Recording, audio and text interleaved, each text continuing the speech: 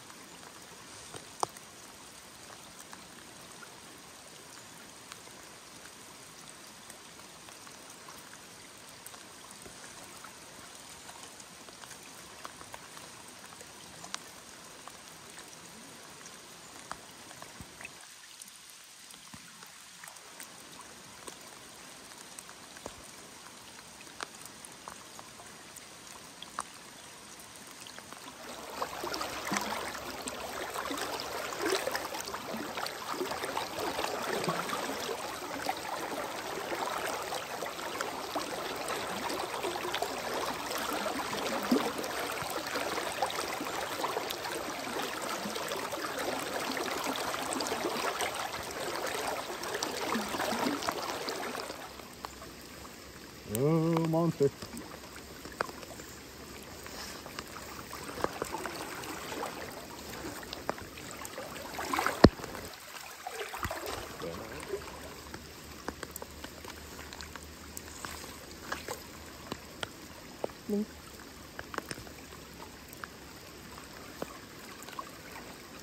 I think this one's going to take the fish.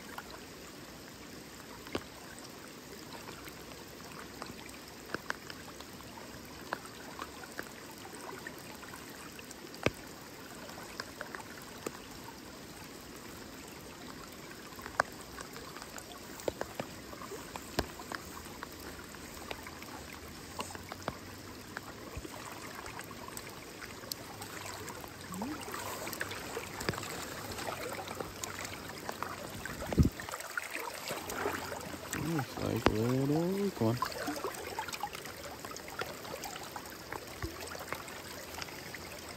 So we just pulled into a little bit bigger spot, right? We've got cut wall on the far side, little gravel bar that we're standing on the inside.